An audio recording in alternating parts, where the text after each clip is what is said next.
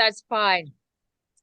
Okay, cool. Okay, so I'm just going to start and introduce. I'm Kate McAllister. This is Kit. Nikki's down there. This is our third chat with Changemakers, Worldschoolers Family Edition.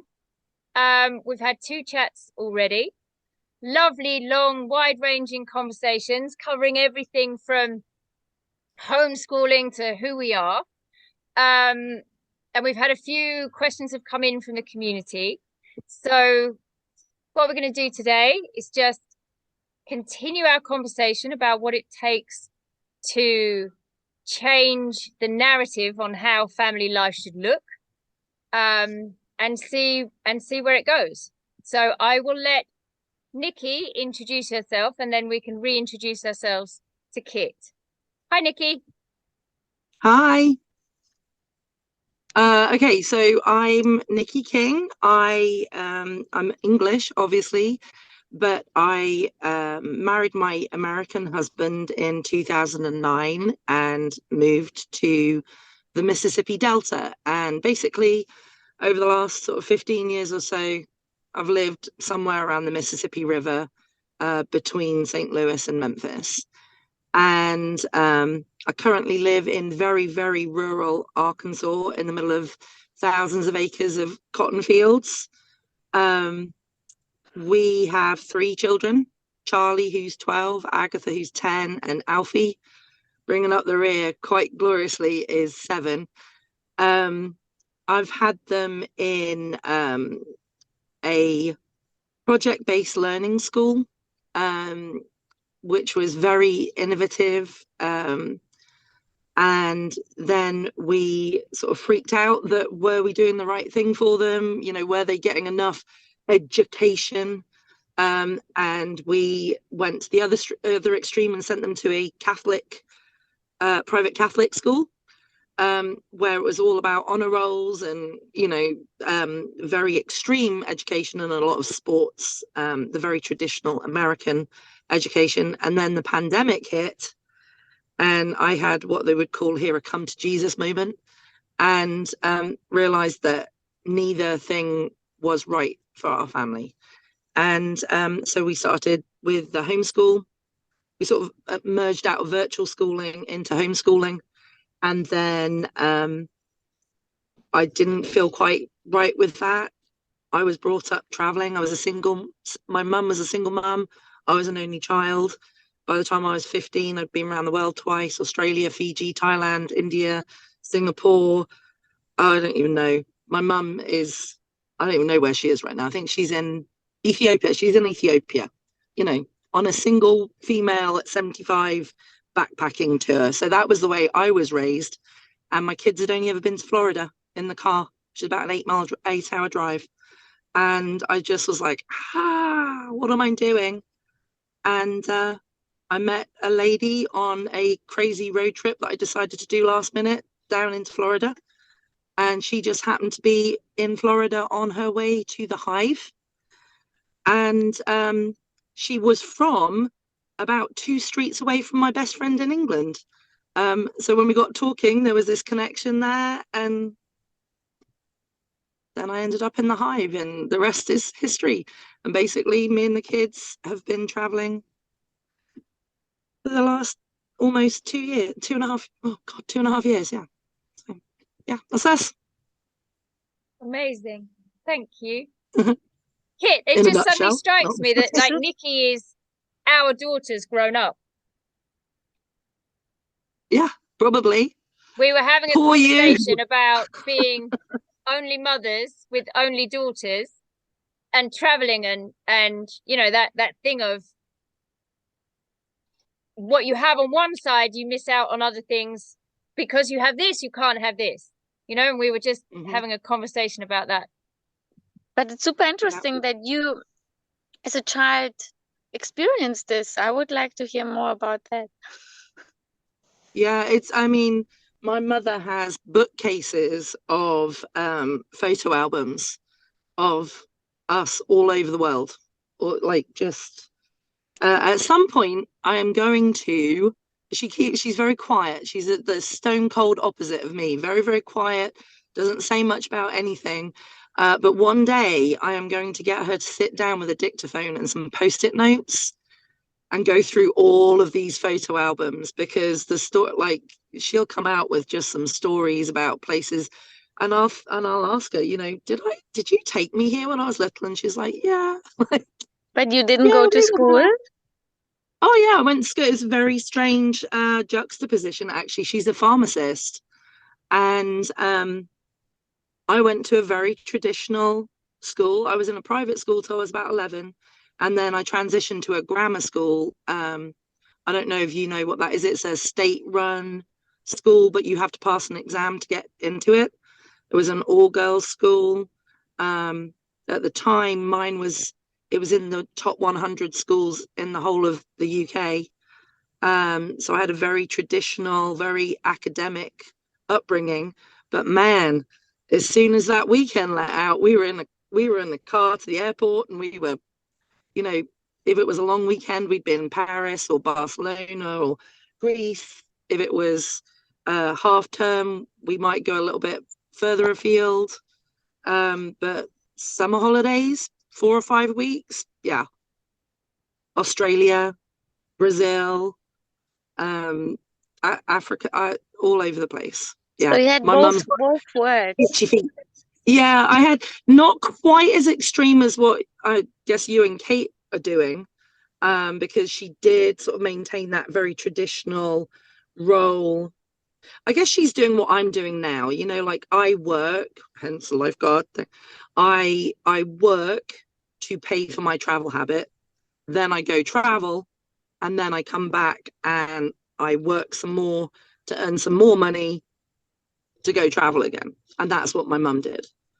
So we sort of combined a very, very traditional lifestyle, you know, house, dog. Mum had a job. I went to a very traditional school. But when time came, we cut out. We went traveling. Yeah. So, yep, that's us.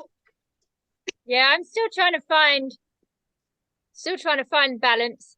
I'm not sure that I'll, you know, every now and then you feel like you've hit on it. You're like, yeah, I have found my balance. And then, yeah, it teeters too far in one direction or another again. But I know that we want to travel more. My balance moments last about 2 minutes. I'm like, yay! Oh no, I haven't. Yeah, yeah. You find flow. Once you know what flow feels like, that's the first step, isn't it? It's like, what does flow even feel like? And then you like, then remember to notice when you have it, and then try to not keep yourself out of it. It's not like you can necessarily put yourself in, but you can do things that make it harder for you to find it. And so that's one of the things that I've done here, is kind of nailed my foot to the floor by starting a business that had really interesting people coming to us, but we were open all year and therefore always busy or exhausted. And we haven't traveled. So we're meeting lots of people who are world schooling, but we're not really world schooling that much. So we've got a couple of trips lined up for this year, which I'm really, really excited about, because when I listen to you talk about India and Brazil and all of these places, we're not really doing that. Yes, we live in Dominican Republic, but we've actually moved from one traditional life. Actually, you know, it's fairly traditional. Like, I have a dog again, I have a house, I have stuff. When we left the UK, we left with one tiny suitcase each. Everything had gone. And then we got here, and 3 years later, it's all back. Like, but I think the kids also I do believe that the kids like also the traditional. So there's a sort of lifespan where they like it, if it's also a nice surrounding. This whole moving, I'm not sure. I mean, we came here again 2 days ago. Liva was crying from the airport to the bus. She wanted to stay where we are. And once we came, she like, oh, I get my inline skates. And she forgot the last 2 weeks. And she was back again in this present. And the routine, I do think that the traditional lifestyle is also something nice. I think it all has I know my its, kids crave it. yeah, like you need, but I guess it's with everything, it's all things in moderation, right? Like it's nice to have routine and stability and familiarity and a deep connection to a place. But if it's too deep and you're too rooted, then it's really hard to move. It's like, you Yeah. know, this idea of it's like you can have things, but you don't want to be too attached to them. You need to be able to have Be things flexible. sometimes and not have them.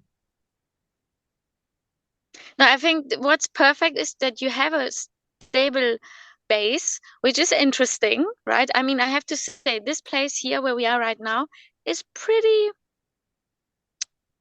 perfect-ish. It's around, Perfect-ish. I love it. really. I Ish. mean, it's really like nice. You have an interesting surround of people. The local people are nice. You have a certain kind of Western standard. And everything is close. I mean, I see in Dominican Republic, it was not easy just to travel. Here you can hop on a plane and you are in 1 hour in Paris. So even the location, the location is perfect to share. So when like I imagine we are somewhere else, like my friends in Germany, they don't like their everyday life because it's bad weather. The people are grumpy. You have no kind of expats interesting life coming. So there are, I think, different kind of destinations where they can make your stable daily life more nicer or more less nicer. And then you have this add on the travel thing, right? Yeah. So I think what is nice to have already the base where you spend your daily routine. If this is already perfect, Tisha, then it's already nice, right? You know what I mean? Yeah.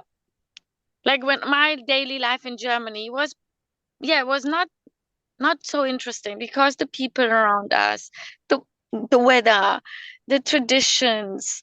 Then I had always the carving to go away to travel more.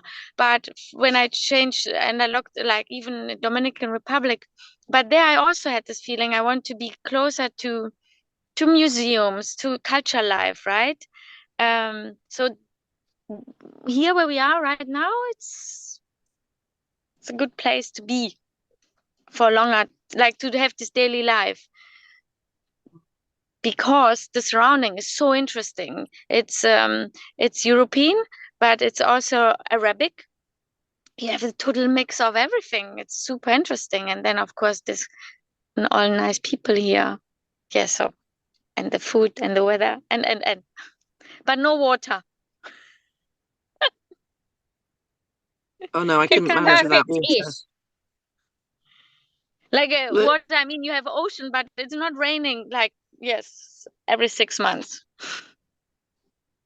But I think that's an important point, though, isn't it? That everything is perfect-ish for a time, and then Yeah. the time changes. Your children grow, or your relationships change, or your job feels different, or you have grown. There's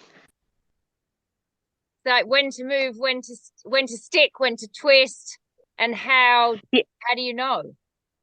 100%. It's definitely with that a certain time.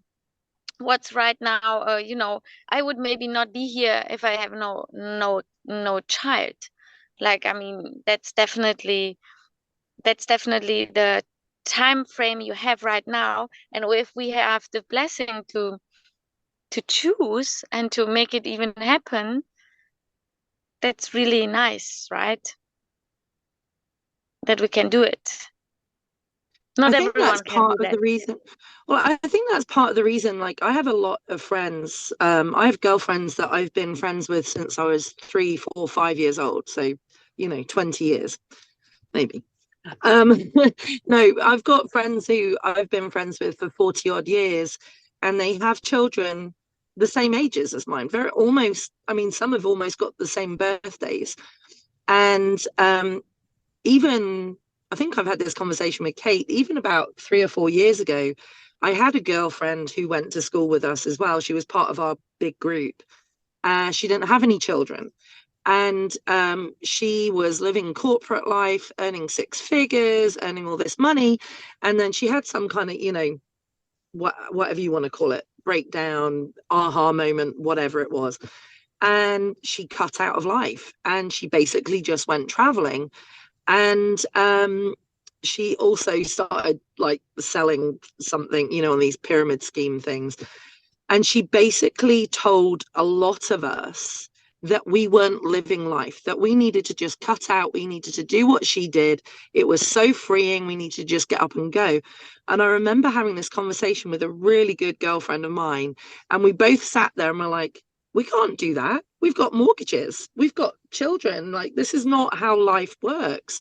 When you're a grown up, you have a life, like life exists, and it's got, like Kate said, it's got stuff in it, and it's, you know, it's got routines, and it's got football games, and it's got, I don't know, music lessons and exams and all of this kind of stuff. And I remember being I think with hindsight I was offended because I knew she was right. But at the time I was offended because I was like, how dare you question the way I live my life? How dare you question the fact that I get up every day, I work 60 hours a week just to earn enough money to send my kids to private school? How dare you question that? Like, I was just frustrated. And now it's funny because I'm saying to that same girlfriend who I had that conversation with, you know, you should try and take your kids to the high for a few weeks. So I'm kind of right behind my other friend who 3 years ago I was saying, like, she's just stir crazy. And now I'm the one that's crazy because I'm the one that's out here not living that lifestyle anymore. But I have the 3 children in tow trying to do it. I do think that also makes me very conscious, though, of like, I am very privileged to be in this situation. And this is a life that I choose. And I have friends who will say to me on some level, like one of my best friends, her 3 kids are almost exactly the same as mine. And on some level, she'll say, you know, I'm kind of jealous of you.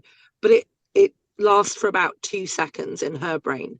She's very happy to live her life the way she lives it, in a very static. They take their vacations, they take nice vacations, but they're limited to 2 weeks in the summer and a week in half term, and, you know, maybe a walking holiday or something like that. And she's got a great life and her kids are very, very happy. So I'm kind of just very conscious of like how being a parent has evolved for me, and like how we can all be out like doing our own thing, and but all come back to this like central point of that, you know, just being a parent and doing what's best for our kids with what we're available, you know, what's available to us, you know. So we have different things available to us at different times. I think, I mean, for me, one of the things that's important for me to talk about is that there are so many more options than we believe we have available to us. I think often we kind of absorb this picture of what family life should be, of what stability is and where it comes from, and that you have to sacrifice one thing for another. And all of these things slowly chip away at, not for everybody, some people they're in flow. They feel good where they are and they don't feel that they need to move. But I think for other people, your life changes and it moves through phases, and you wish you could move, but you don't feel that you can. You feel trapped. And there's lots of alternatives. There's lots of ways to have a bit more freedom and a bit more connection and a bit more time with your children. And yes, you pay for it with something. You pay for it with, no, they don't. They're not in the same football team for 11 years. And you don't have a photograph of them on their mantel shelf with their little jersey when they're 5 and 6 and 7 and then 17. That, you know, there are things that you pay a price, But then, you know, you might grow up with photo albums of you in India and Brazil and this and that. And, you know, there's other things that you have as well. There's other options. And this kind of this world schooling way of being, I've met so many families doing it. Everybody's doing it completely differently in their own way, trying to find, or just not trying to find, but seeking, like deliberately looking for new experiences that feel good and that bring them something. And I don't know, I like that I'm on that journey. I haven't got it completely right, and I'm not sure that I ever will, but there's pockets of it, right? Learning and changing and growing as we go through. Well, I've loved, like, in the last year or so since I've met you, Kate. When I met you, you were, like you said, quite traditional. You had a house, you had a business, you were Monday to Friday, not Monday to Friday, but you know what I mean, like that Monday to Friday, 9 to 5 business. And what is awesome about you is that I've watched you very consciously completely gear shift and say, well, no, that doesn't work for me. So I want to change this and do it this way. And I love that you are completely changing gear within your life to make it work for you and your daughter. And I feel like so many of us, like, and this is what I was doing 4 or 5 years ago, you're in that sort of factory system, and you sort of get socially conditioned to, I can't change tack. I remember back when I was doing my A levels, my exams, my mum said something to me about, you've made your bed, now you need to lie in it, you know, and that whole kind of, it's done, you know.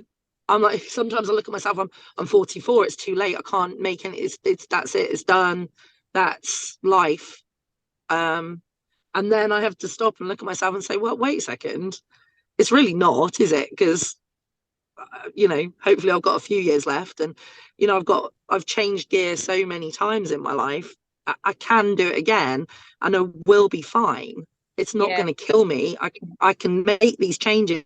I just have to be brave and have a bit of faith in myself to do it. And I think we're socially conditioned to not do that. Yeah, so imagine you're living until 90. That's still more than, like, this is like, how do we spend our next 40 years? And this is such a huge amount time chunk, yes? Like, I always like count with 107. This is my counting, yes? So, and then I think, so like the next, even when we say next 20 or 30 years of active life, how do you want to spend it? I mean, this is so exciting, right? There's so much, like, this is so much time still. Like, for my, like, I feel more fitter than with 20. So sometimes not. But now I change also my routine. I go in bed with my daughter.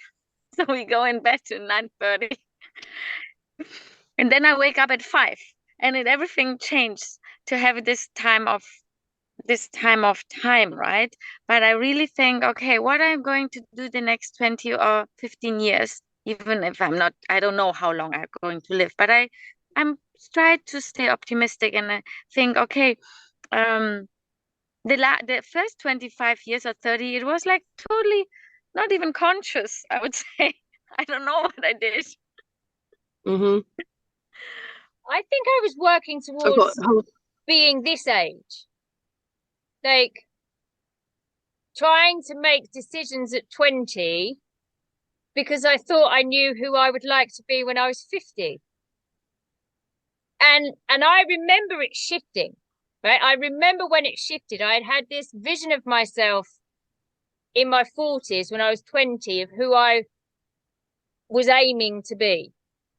And then somewhere in my 30s, like, oh, I'm so done with this version. Like, I don't want to, that's not who I want to be now. I want to be different. I want to feel strong and healthy, and I'm done with partying. I don't want to be that version. And we're constantly evolving as human beings. Who we think we're going to be when we're 50 at 15 is not who we are when we're 50. And all of the experiences that you have, the more experiences that you have as you go through life, the more options become available to you. I didn't know that you could decide not to be that version of you, right? Like, you're born into this family life, you're born into this version of you, you take on character traits in childhood, and they are who you are.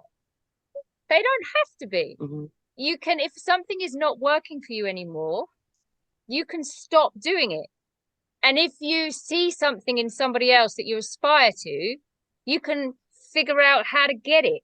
You can change your own narrative. You can change your own patterns of behavior, and you can end up having different outcomes. And I didn't, I mean, I know it sounds ridiculous now to say it out loud, but I didn't know that I didn't have to be that version of me until the day arrived and somebody told me. Somebody said, you can change, you can feel free, you can do different things. And I remember listening and thinking that there was just tumbleweed in my head. I didn't know what this person was describing to me when she said, you don't have to feel like this forever. You can find balance and feel free and do whatever you want to do with your life and make your own decisions. And I was like, maybe that's also one thing why people like to travel, because on different places you can be different faster, because people don't know you. You are even a different person with language, right? I see that when I talk in Slovak and I'm in Slovakia, I behave differently than in German. Like my character changed with languages and places and people around me, because they are projecting things, how they think they know me, or how they, like, you understand what I mean? So when you go to a place nobody knows you, like, you can make this other version even faster if you are at home and people knows you since 44 years, right? And suddenly you fail in this patterns, right? Yeah, I and think now, you want to speak? Okay. Well, I was just going to say, I've spent my whole life very concerned about what other people think and reacting and kind of being a chameleon to the people around me, to try and people please to the people around me. And I think traveling by myself with the kids and having to be, I mean, my husband's at home, he goes to work, he puts money in the bank account so we can go spend it. And I feel like that's a massive responsibility on my part, because I'm not just solo traveling with my kids, just being able to do what I like. I'm having to parent for him by proxy as well. And sort of, I feel a huge responsibility to honor the hard work that he's putting in at home, putting into the bank account so that we can go and do the things that we do. But equally, I feel like as like traveling, I've always felt like what you're saying, like people affect me from the outside. And in the last year or so, I've really had a shift. And in fact, I said this to somebody the other day, like, I really dislike when I meet somebody and they come back with some feedback on my personality, or like something that they feel like I've said or done. And I've realized that's totally them. That's totally them. That's how they see me. And that is completely sort of influenced by their experiences throughout life, whether it be where they're living or where they went to school or the relationships that they've had previously. And it doesn't matter how much I kick and scream and try and convince that person, no, that's not what I was saying, or that, no, that's not the type of person I am. They're always going to come at me with that view, right? They're always going to perceive me from their own viewpoints. So in the last year or so, I've literally just been like realizing that I am the eye of the hurricane, like as I go around, I'm just me, and I need to worry less about how people interpret me, because that's all on them. I'm not changing. Like I feel different to you. I feel like I'm the same in the middle of the eye of the storm, and wherever I am, people react differently because of the cultural norms or their own personal baggage. But that's how I feel when I travel, is I don't really feel different wherever I am. I'm just me in the middle of it, you know. So it's kind of a different viewpoint to the one that you just shared. But that's what makes it glorious, right? We all have different feelings. Yeah, yeah. And our kids are seeing us go through this as well. So we're modeling how we respond in different situations, in different places, to different stimuli. And I would imagine that you talk about that with your children as well, that we have, you know, life isn't static, it isn't always the same, it isn't always predictable. And how you respond to what comes in is the only thing that you can really control. And that's just words until you actually see people, you know, what being challenged by what's happening around them in very different ways and learning how to respond. And I think that's something that we really get to do well when we meet lots of different people from lots of different worlds and ways of being. When we travel, it really kind of rounds you off as a human being. Well, I think the kids learned a lot of that from you. I mean, I think on the first day at the Hive, you gave this speech about learning how to self-regulate, and I didn't know you yet, and I thought, part of me thought, well, it's a nice speech, but let's see how it pans out, because I had an experience with the principal of a different school who said similar things, but then didn't come through with it, and you 100% came through with it. And I've said it to you before, I think I learned just as much. I think I probably learned more than my kids did with the experience at the Hive from you, about me and myself and how I interact with people. And like, my growth in the 2 months that we were at the Hive was massive. And I live a lot differently now.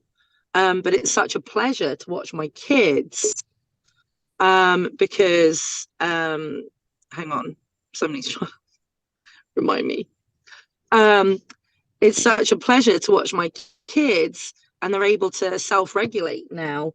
Right before the pandemic, one of my children that I will not name basically said they wished they were dead.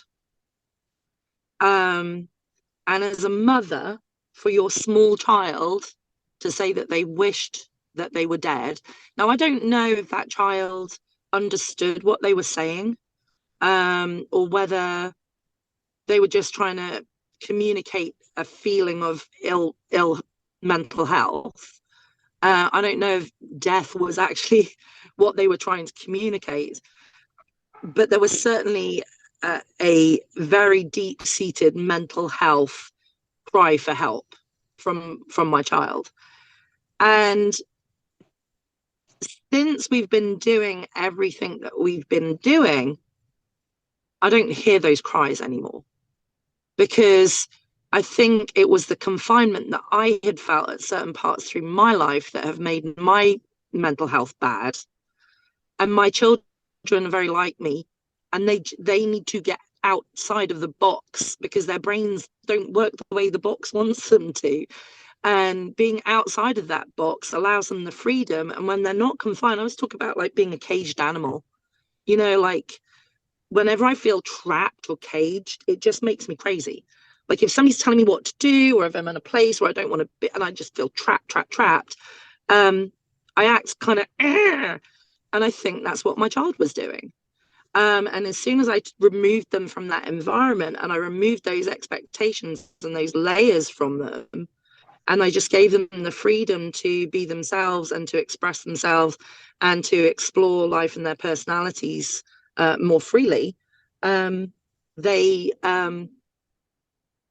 stepped outside of that mental health illness and have much more healthy now, and they're totally able to communicate. We now, like you said, we have a very healthy relationship where we can really communicate with each other. I feel much healthier and able to communicate from a positive point these are my mental health issues, and that, I want you to be aware of them because we need to talk about them, rather than trying to hide them. And the children sense that there's something going on, but they can't quite put their finger on it. And that makes them really confused and conflicted and trapped. And then that manifests in their mental health issues. So I think just being able to travel, like you say, meet different people, move outside smells, tastes, just different experiences, it's giving us all mental headspace, to communicate with each other and get to know each other and be more healthy mentally. So and to choose the bits that you want, right? Because you, without even realizing you're doing it, I think all parents do this. You hear yourself one day and go, oh, that was my father, or that was my mother, or that was, my grandparents, or whatever, right? And you do the thing, you do the behavior, and the words come with. And they're just the ways in which we notice that we do it. And we just, you pick up patterns. And if you don't move outside of that pattern, it's like wallpaper that never changes in your house. And so when you sit down and break bread with other families and you watch just the tiny little routines, like do they eat in the same way that you do? They eat differently? Do they organize how they put the food on the table and clean it up differently to you? There's all of these subtle ways in which we can change what we do and how we do it and why we do it, and kind of being really conscious about the choices that we make as families and why we make the decisions that we make. Because it's easy to talk about, it's just freedom and and I can do what I like, but actually there's Dominican Republic. There she is. No, sorry. There she is. There she is. Disappear. We know how they live. I was being really profound, deeply profound. It's the most important things I've ever said. Oh no, yeah, you stop with the bread. But yeah, it's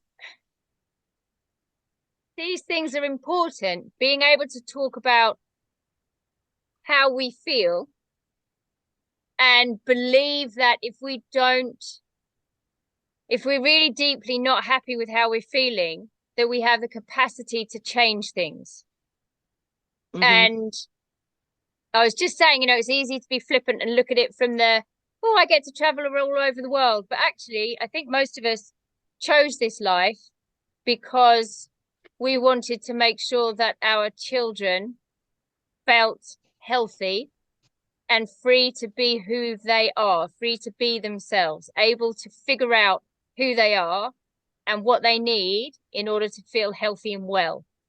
And everything that we're doing is contributing to them being able to build themselves into who they want to be. Yeah. It's a serious business, this traveling around the world.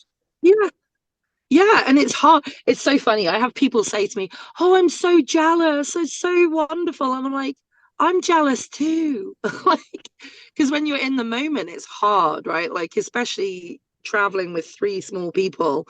Like, I have 3 different personalities plus my personality. There's 4 of us kicking about in this relationship, and we all have different wants and needs and interests and things. And my kids are pretty even.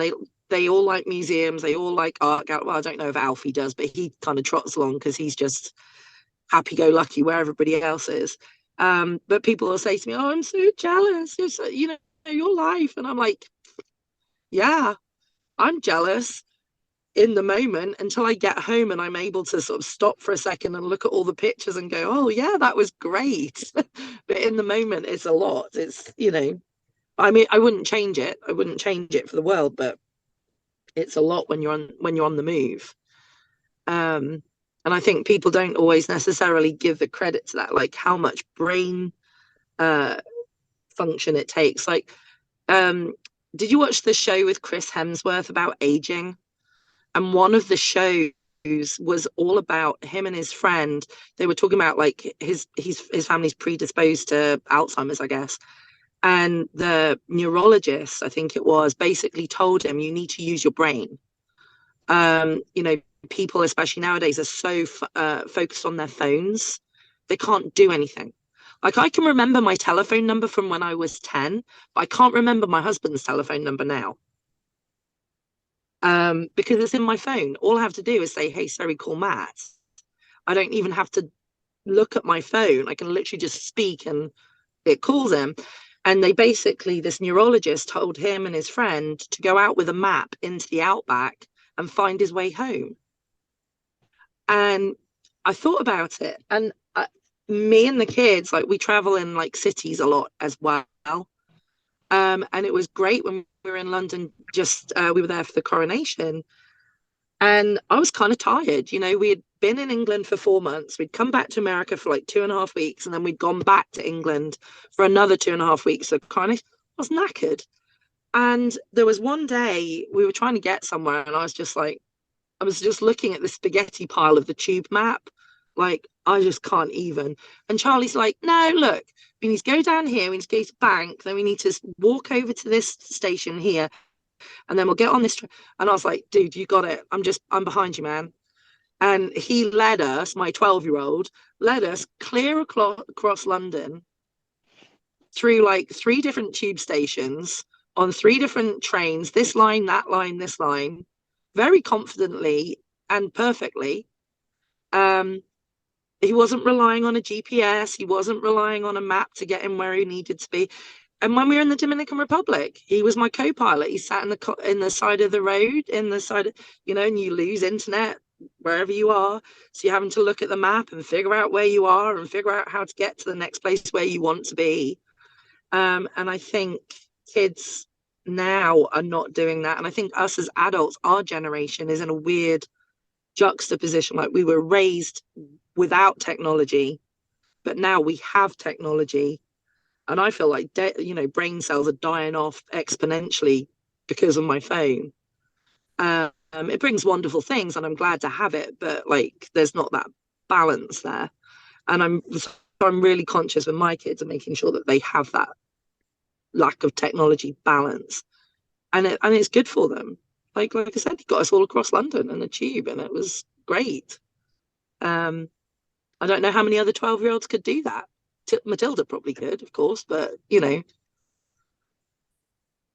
it's having time, isn't it? It's having time. When you have more time, you can afford to fail more often, and in failing you learn things. And when you have no time with your children, the only time you have is Saturday every now and then, and so it has to be perfect because you want to make a happy memory. So that all of your life is curated so it doesn't go wrong, because it might be a week or 2 weeks before you get to have quality family time again. And so those things where you get, I mean, Matilda and I were talking the other day, we went out for a walk and we got lost, like properly lost, to the point that I was a bit nervous, and I don't get nervous very often. And I was like, oh, this is good. I could just imagine the headlines. But we did it, right? So we had this big experience together. And because I know that we can have another big experience tomorrow and another big experience tomorrow, it didn't matter that that one was disappointing.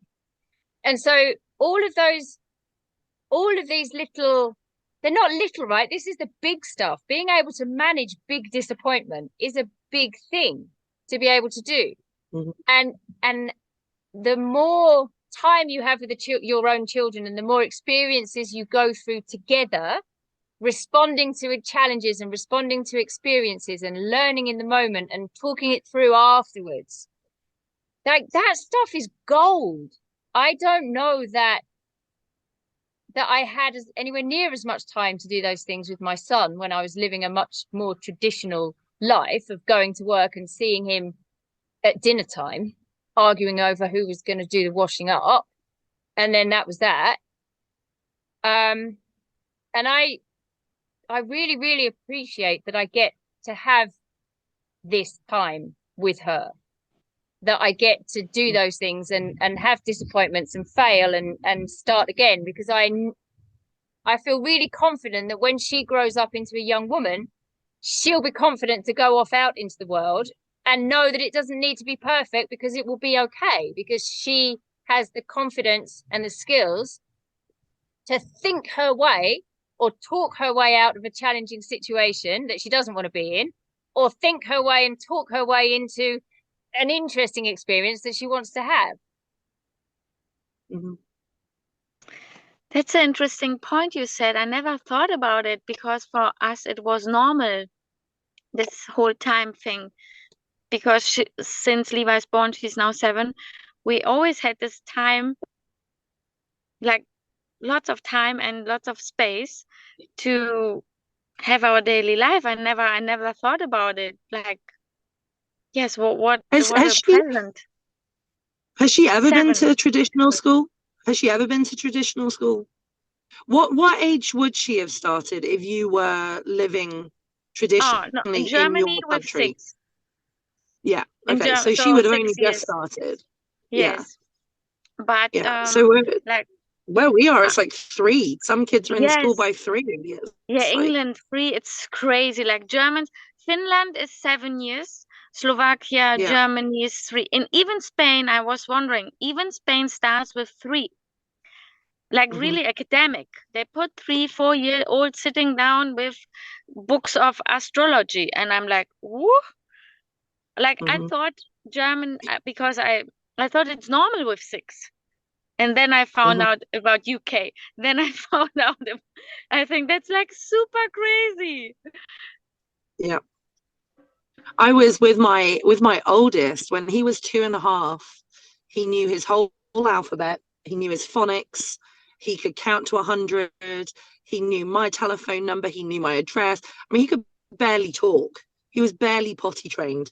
And he's like, A, B, C, D, E. I was like, he's a genius. I'm the best mum in the world. And now, in that short spirit, he's only 5 years older than my youngest, who is 7. And my 7, like, I do these little videos on Instagram where I play this music. It's doop, doobie doobie doop, doobie doobie doop, doop, doo. And I just take videos of Alfie just, and it's glorious to me, because I'm like, oh, Lee, I put all that pressure on my oldest to fit within societal norms of like what he should be able to do, and when, what milestone he should be able to do it, and probably just a little bit ahead of the milestone, just so he's a little bit ahead of the curve. And and with Alfie, I'm like, you know what, as long as you're happy, play, explore, travel, eat, taste, smell, touch, play. And I feel like when I do ask him to learn stuff, he learns that much faster, and he's that much more open to it, because I haven't demanded it of him earlier on.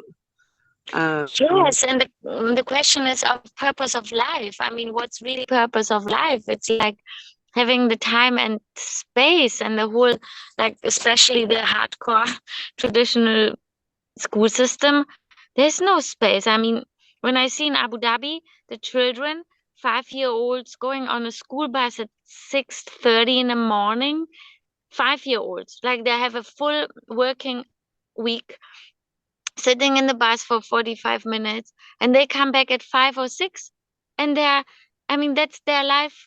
They're just 5. And I'm like, this can't raise up a whole happy, healthy, satisfied generation. Like, what's happening in 15, 20 years? I mean, and sometimes you even pay money for that. Like, I said, okay, then I want money. I want money. You pay me. I paid for it. This. I paid I went to work, and my income was solely to pay for somebody else to take care of my children in a private school. That's like my earnings literally matched what I paid for private school. Yeah, but that's an amazing system, don't you think? It's like a perfect circle. Yeah. Not for us, but for some. No. Just, I mean, like on a hamster wheel. I've like, what's the purpose of life? I mean, the purpose of life is really being together, having much family eating time together, I think. I mean, so that's why I like the South, like South Italy, South Spain. When you look at these cultures, and even some Arabic cultures, they understand La Dolce Vita. They understand Mm-hmm. life. But the Mm-hmm. Western, like when you look at the Western culture, it's very economic driven. The needs are economic driven. Especially here in America. I think it's like the extreme here because, you know, my husband's a senior engineer and he gets 2 weeks holiday a year. That's his, and he works for a good company. He works for a good company. He gets paid well. He's got an excellent benefit package, and his benefit package is 2 weeks holiday a year. Yes, but time you cannot reprint. Like no, I think I know it's just bonkers to me. He's cried to me and said, you know, he doesn't think he's ever going to be able to retire, and you know, if he ever, you know, what time is he going to have before he retires? It's just watching a grown man cry about whether he's gonna just die having worked his whole life. And I mean, both of his parents, they're in their mid-70s and they both still work because they have to be able to afford to live. Really? And I'm like, yeah. Because if you're not in America, if you're not wealthy, you're working class. There's really like the middle class has dwindled here. So there's like you can be upper working class, but even as a senior engineer, we're living paycheck to paycheck and literally no time. Yeah, but I see that this is coming to Europe too. I see slowly that it's adapting from America to Germany. Yeah. I see it. Yeah. So the question is now it makes really me crazy too. Carry on. I was just saying it makes me crazy. Carry on. Yeah, of course, because we are trapped. Like, but we made it. Like, we are the one who made it, and we are the one who can change it. Mm-hmm. That's the hard bit, Yeah. right? Isn't it? I guess that's why we're having these conversations, right? Like what makes someone into a change maker, and you get to a point in your life and you say, this isn't making me feel the way I want to feel. And then what can I do about it? And the answer is lots, always. There's always something you can do. There's always somebody who's already done it, who's willing to help you. There's inspiration to be found in other people all of the time. Like I meet people all of the time and think, oh, I wish I had a bit more of that quality in me. And then it's, well, what can I do to get it? Right? How do I change my behavior? How do I change my mindset? How do I learn how to be a slightly different version of me that has that quality as well? And so I suppose just for anyone who's managed to listen all the way through to the end of our conversation, that's an hour we've been chatting. It goes so fast. If you're sitting in your life and thinking, oh, I wish I could change it, you know, you can. Hang out with more world schoolers, find the people who are doing something differently because they exist. I didn't know that all of you existed and all of this world existed. And 5 years ago, I was in my garden crying because I was looking at my mortgage paperwork and I'd quit my job as a, you know, management in the education system with a pension because I wanted more purpose and meaning. And I realized I was never going to pay my house off. I was going to have to go back into the system that I tried desperately to leave because I knew how toxic it was, just so that I could pay off the mortgage on a house. And as I sat in my garden and I looked at my house, and it was just myself and Matilda, and we go everywhere together, like stuck together, like glue. So if I'm in the living room, she's in the living room. And if I'm in the kitchen, she's in the kitchen. And if I'm in bed, she's in bed with me. Like, why do we live in this bloody stupid house? It's just full of stuff. We're never even in any of the rooms. why do we have all of these things? All I have is like the pressure of maintaining it all, and it's too much. I can't maintain all of it. And it just kind of hit me that I could change my whole life. I had no idea how, but I just knew that I could and I wanted to. Hey, Leva! Oh, puppy! Big one. Okay. Sorry. Hi, Leva. We've borrowed your mummy for a really long time, haven't we? Thank you. For you. Ja. Also wir haben mit der Okay. Katze aufgehört. Okay, ich komme. Deswegen, wir konnten nicht mehr. Okay. Yeah, we're gonna let you go. So anyway, that's it. I've finished talking. I'm gonna let you two sign out and just say that if there's anything that you want to share with anyone, now is the perfect time. And if anybody watching has questions, get in touch. I was just going to say, and I think I've said this before as well, like, do what fits your family. You know, we've got people who world school, they hit the road and they don't stop. And then there's people like me who kind of dip in and out. And if it is literally taking a 3-week long vacation in the summer and going somewhere amazing, and that's what fits your family, and that's what fits your children, and that's what fits your finances and your mental health, that's what you need to do. Like, there's no expectations from anybody, and even if there are, what does it matter what anybody else thinks about your life? It's your life and your children's life, and not anybody else's business. So I think, like, one thing I'm just very conscious of with my friends is we're all different and our situations are all different, and all we're doing, any of us as mothers, is just consciously trying to do what's best for our children. And you're the only one that knows your child or your children.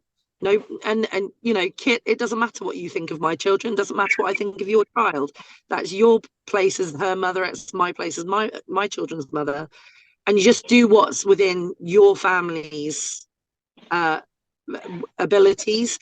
But I would say just stretch yourself a little bit, you know, like challenge what you think is normal, challenge what society's told you is normal, and do push your boundaries as far as you feel comfortable for your family, because you will never regret it. You will only regret not trying something.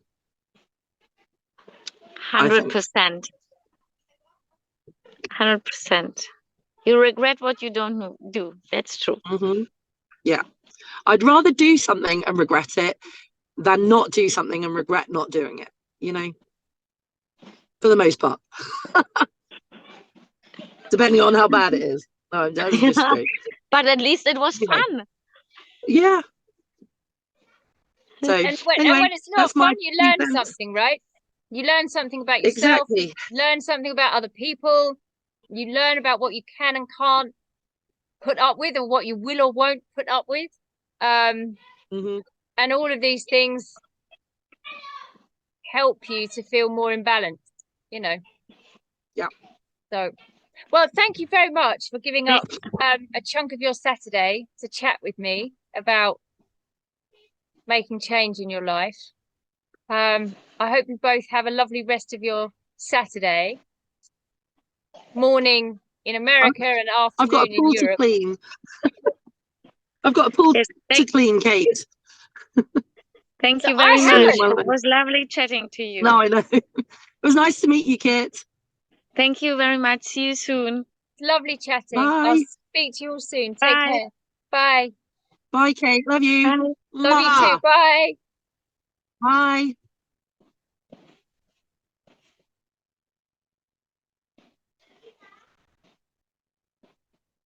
Hello.